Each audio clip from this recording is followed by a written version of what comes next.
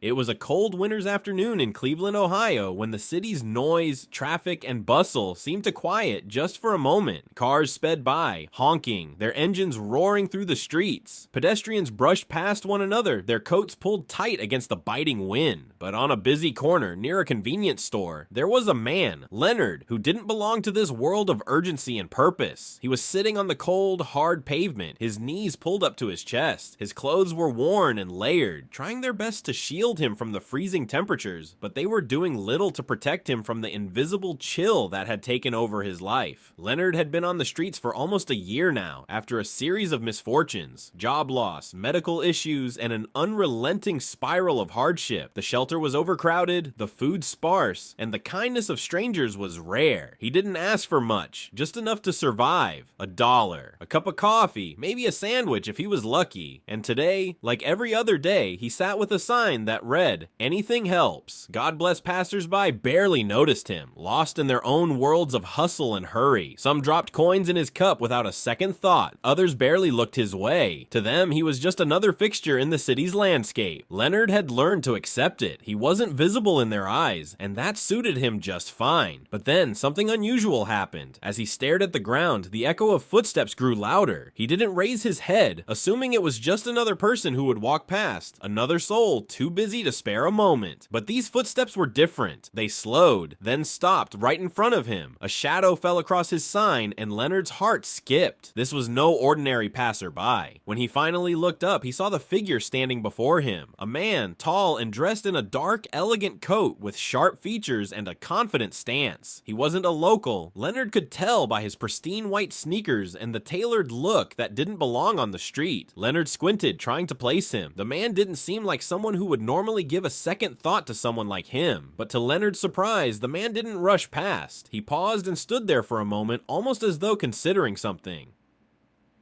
"What do you need it for?" the man asked suddenly, his voice calm, almost casual. Leonard blinked in confusion. It wasn't a rude question. It wasn't dismissive. It was genuine. No one had ever asked him that before. People either gave or ignored, but this man was different. Leonard's throat tightened. He wasn't used to being seen, especially not by someone who clearly had more than he could ever dream of. "Well," Leonard began slowly, "a cup of coffee would be good. Maybe a sandwich if I'm lucky." His voice cracked from the cold, his words feeling heavier than usual. The man didn't say anything at first. He just stood there, looking down at Leonard with a quiet intensity. Then, after what felt like an eternity, the man stepped closer. "I'm Donald," he said simply, offering his hand. Leonard stared at it, unsure of how to respond. "I'm Leonard," he said weakly, taking the man's hand, feeling the warmth and firmness of it. It was a simple exchange, but to Leonard, it was more than that. It was the first time in a long while that someone had treated him like a person. Someone had looked at him not with pity, but with curiosity. Donald crouched down to Leonard's level, something no one had ever done for him before. He looked Leonard in the eyes and asked, "What happened to you?" His tone was soft, but carried an underlying sincerity, a desire to understand. Leonard didn't know how to explain it. It was easier to keep things vague. No one wanted to hear about his struggles, but something about Donald made him want to tell the truth. "Lost my job, got sick, couldn't keep up with the rent. Family doesn't really talk to me anymore."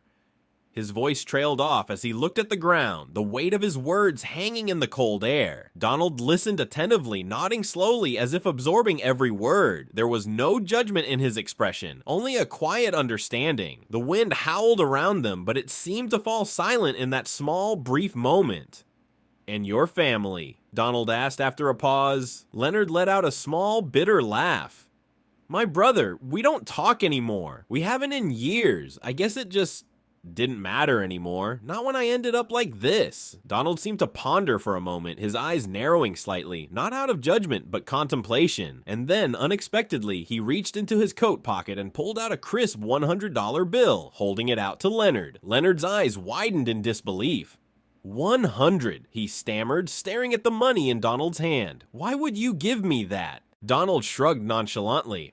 Because I can." Leonard hesitated, unsure of whether to take it. It felt wrong somehow. People didn't give away that kind of money to strangers on street corners, but something in Donald's steady gaze made him reach out and take it. Donald stood up, his movement deliberate but relaxed. "Take it, but I need you to promise me something." Leonard looked up at him, still holding the money in his hand. "What's that?"